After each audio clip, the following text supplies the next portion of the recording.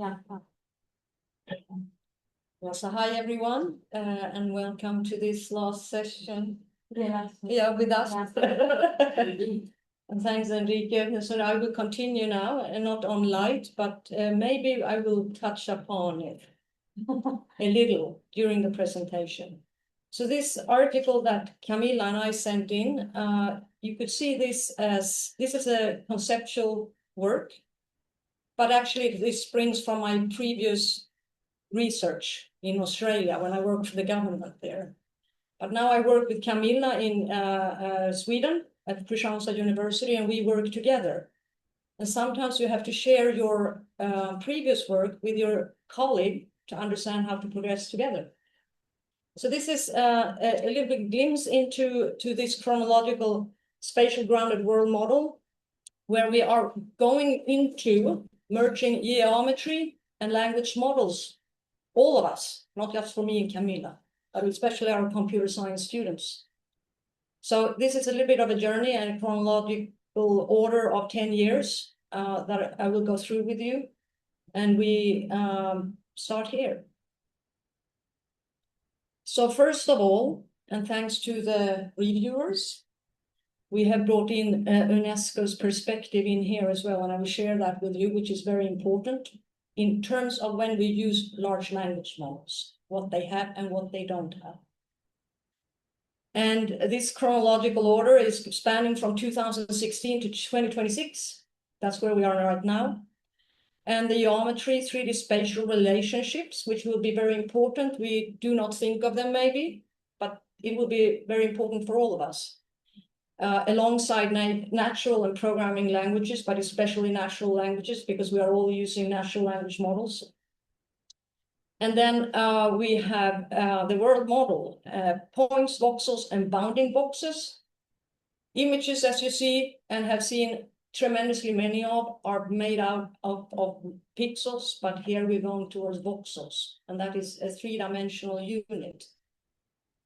And then we go to Education 6.0, Industry 6.0, and challenges. That is the outline, and I could continue talking about that, but that is the outline. So we start here. And this is a little snap from the text and the article. The highlights, this highlights an educational paradigm which indirectly points, I read this because this is very important, towards a disconnect between general generative AI models appearing to understand reality, and we are looking into science and future here, that they do not understand expressed in UNESCO's guidance for generative AI in education and research. This calls for a slight urgency, since generative AI are not yet informed by observations of the real world, while in science, real-world observations constitute scientific ground truth. This is very important words for all of us. So this is, you see here is a little bit text from actually UNESCO's guidance for generative AI in education and research. So I started off with this because this, the reviewers pointed me towards this, and I thought I start off with this text before we delve into everything. So here we are. This is a little bit of a timeline, 2016 and up to 2026, and this is what the article is about. So I worked on a world model 2016. We published an article there, and this was for computation, to be able to do all the experiments we're talking about. It can be in physics, math, and in any subject. When we start to compute, and it's tremendously much data, we need to be able to know how to resource computation. And I'm a computer scientist, so that is my core problem, or our core problem. And then we go forward and look at what has happened in terms of light, or our measurements that we use in terms of cameras and so forth, LiDAR. And then we come up to the language models around 2022, 2023. And then we have, from 2026 and ahead, there will be things happening. So we look at this. So where are we in this? So it is research 3D LLMs that we're looking at. 3D is 3 dimensions in combination with large language models. And we are not there really yet. On research side, yes, but into education, we are maybe not there. And we are most likely not there. And we in computer science and our students, we are also talking about how do we tackle this, because we have also to equip our students in this. We have the geometry and the 3D spatial relationships, and then the natural language and the programming languages, and these are hooking into one another. So when we do mimic our real world, which is 3-dimensional, it's not 2-dimensional, we go beyond the pixels, and we want to incorporate point in space with language. And this is quite complex.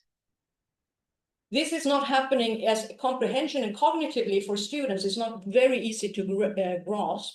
So that's why we go through this. Now, if we hop back to 1500 and look at Leonardo da Vinci, how did we perceive our world? And here we see an octant projection where we try to look at geometry and shape in terms of understanding our reality. We go back to this, what is our reality? And our perception of reality has changed over the centuries and decades.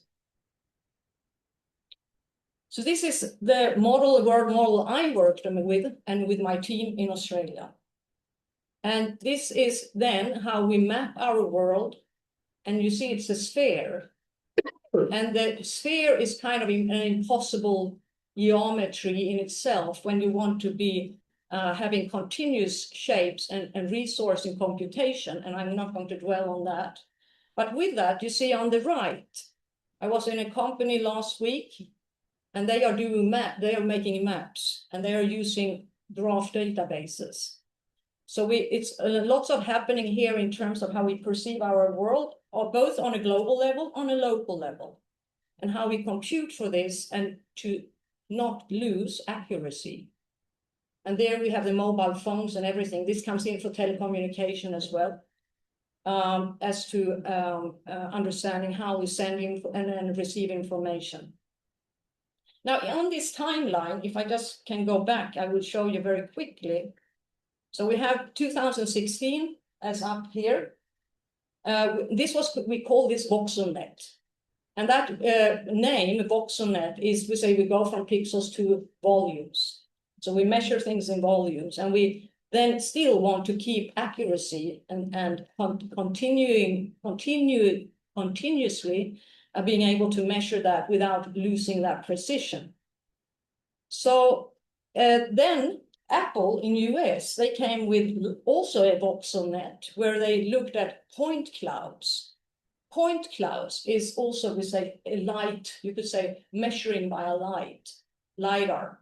So if you have a scanner and you scan a room like this, you get a blanket over everything, and then you have to extrude that point cloud to get shares, to get people, because everything is kind of a blanket over. And if you want to extrude objects from this point cloud, you have to do feature extraction.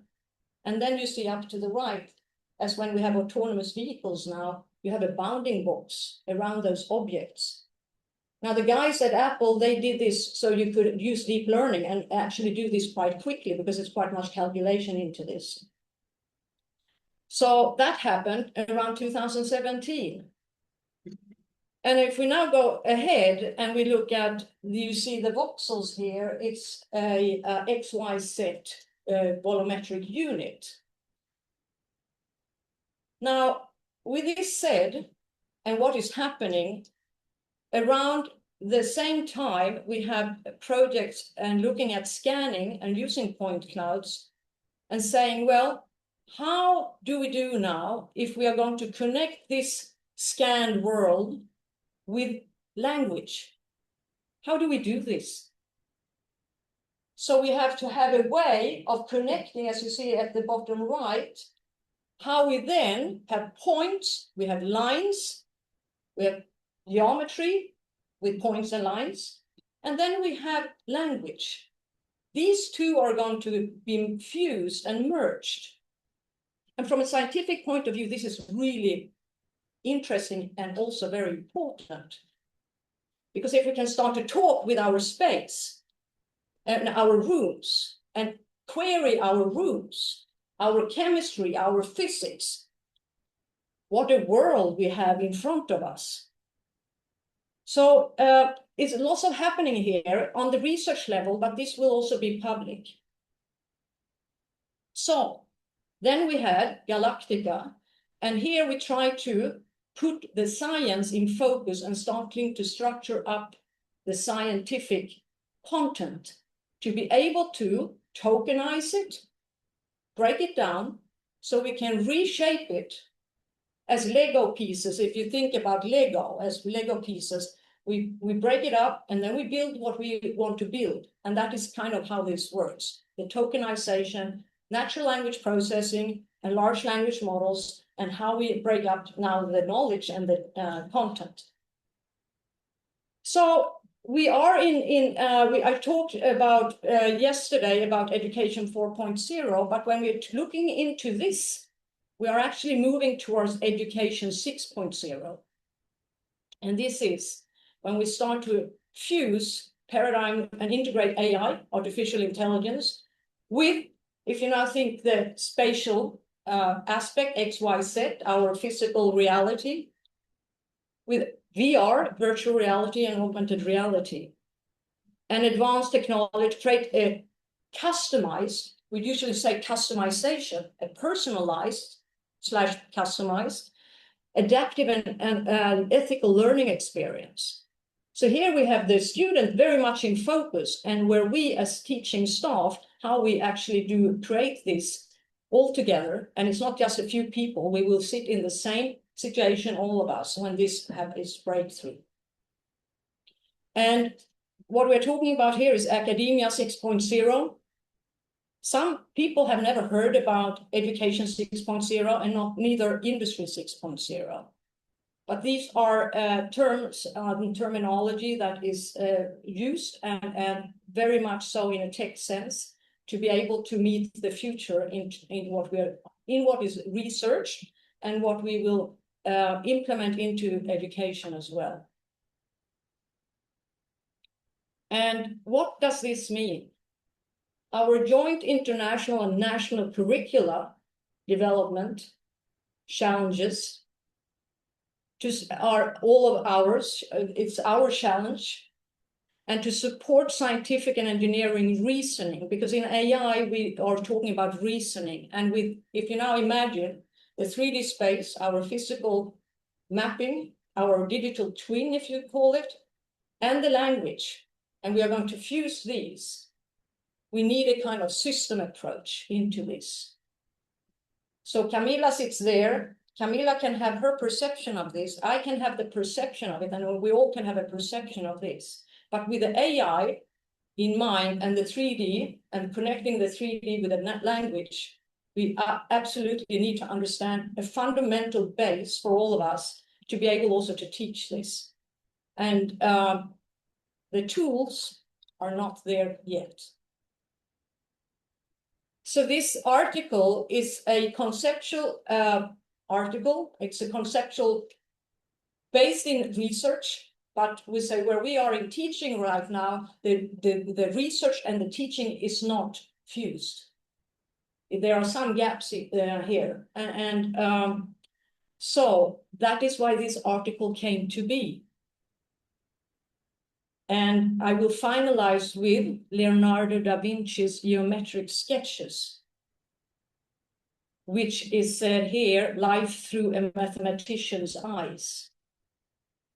Because when we start to look at points and lines, chemistry, physics, and the 3D with light into how we index up our world as using world models, it is that we will try to do this with computers and with language and geometry.